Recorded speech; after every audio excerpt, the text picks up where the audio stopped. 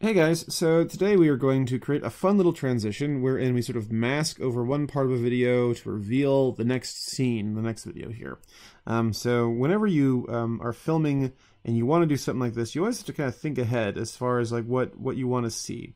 So in this case, if I were to watch this video, you can see at one point this gentleman here walks past the screen, and you can see his sort of person, his silhouette, takes up the entire screen from top to bottom. So there's this real big barrier going on from where he's at, from like one side to the other. So that works perfectly for our purposes. If it doesn't quite cover from top to bottom, this isn't really going to work. So let's go ahead and pull out this first one. This is called City 6388. Pull that in there, drag it up one, and then pull out the bridge. And let's sort of drag it. Let's cue it up. I'm going to get rid of the audio for now. And I'm going to cue it up to where he appears. Let me just fit this in here. He appears really close to the end. Now this is only about 30 frames, so we're only going to have to move this mask about 30 times. I'll put it right about there, and that's where I'll have this appear. I'll have it appear right there. So if I were to like make this invisible, you can kind of see it. There it is, and you'll see what we're talking about in a second here. Okay, so let's go to Effect Controls. Let's find Opacity. And let's under the FX opacity, just click right here with our free draw Bezier, and immediately we're going to see this thing called mask pops up, right? Mask is a very useful tool, but essentially we just click and drag to make little curved points, but I'm just going to sort of click and drag once, and then I'll maybe want to zoom out to like 100% just to get past here. You can put marks outside of the frame, but you can't, obviously use it when you're looking up here. This is like this little tab, little title here. So I'm just gonna click up here just to get off the frame. Right there, maybe at some point. Here we go. All right, and I'll just make a little mask, and I'll just pull it out this way here.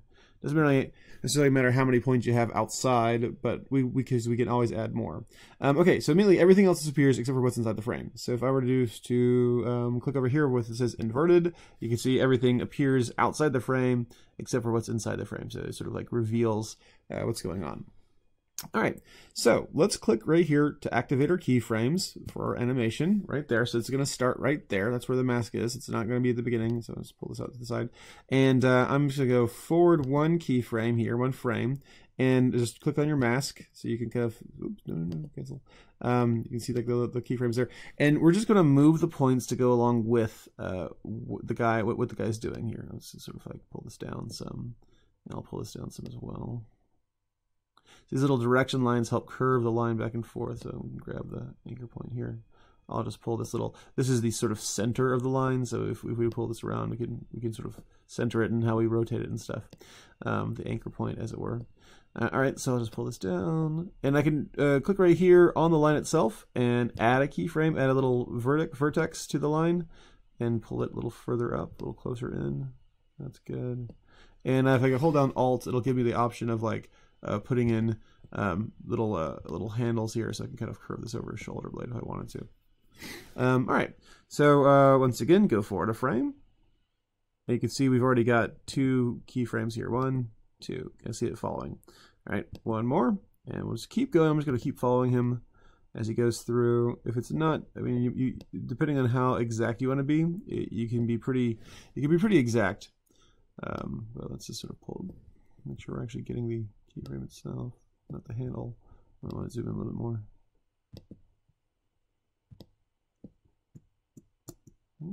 Back it up here. All right, I'll just pull this back down. And once you move it, you can always move the handles back here. So let me just pull this back here, and I'll just once again shape this around his silhouette. I'll add another thing here, so I can kind of crop out his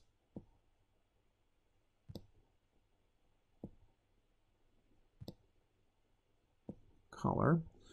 And I'll pull this down some as well, right there where his shoulder blades kind of jut out. He's not working with the best posture in the world. Maybe another keyframe right here. Good. And we can bring this down right here. Pull this out a little bit. Like I said before, depending on how exact you want to be, you could kind of like aggravate over things like this. I'll add another keyframe, just another vertex, just to yeah, right there, and I'll just sort of pull that down. All right, because we want to have our mask to include the entire. You know, the entire frame here. Right? We want to include it from top to bottom. So when I say frame here, I mean like the, you know, from, you know, everything inside this screen here. Okay, so what I'm going to do is I'm going to step forward one frame and continue to add keyframes here. Every single time I move the mask, a new keyframe gets added. You can kind of see that happening there. And I'm just going to speed this up, and there's a fun little trick you can do if your mask doesn't, you know, want to, you know, kind of follow along. If your mask is following along with it, you can sort of track forward, and I'll show you what I mean by that. Let me just sort of pull this down here, pull this back a little bit.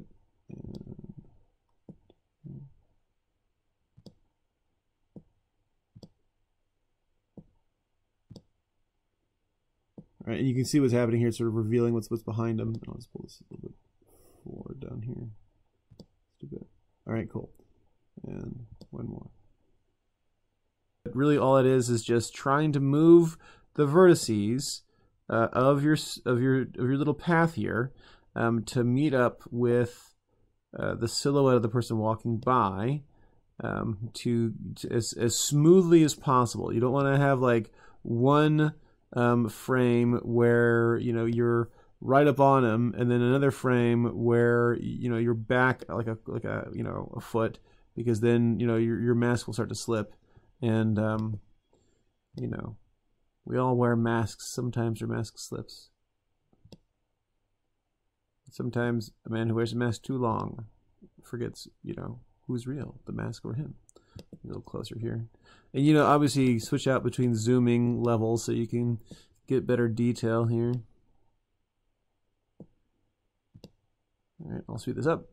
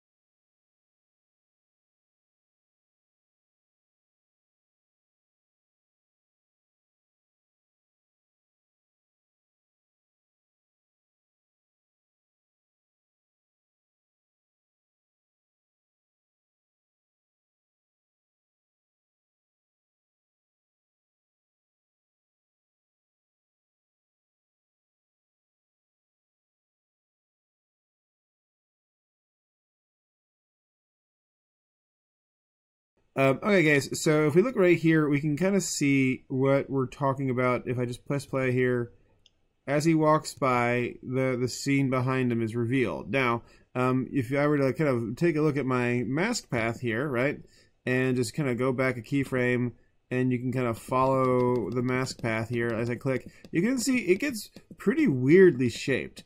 And you know, I add vertices left and right. I change the shape of the back. I keep, you know, it gets bigger. It goes past the frame in weird spots. If I were to zoom out a little bit, you can see it goes way out of the way down here. Like watch this bottom corner here. It starts to go crazy down towards it because I keep dragging keyframes off as he turns away from the camera and sort of turns his profile away and stuff. And the sort of geography of his silhouette it's simpler. So you know, it's all kind of like experimental. It's you know, it's trial and error. It's hit and miss.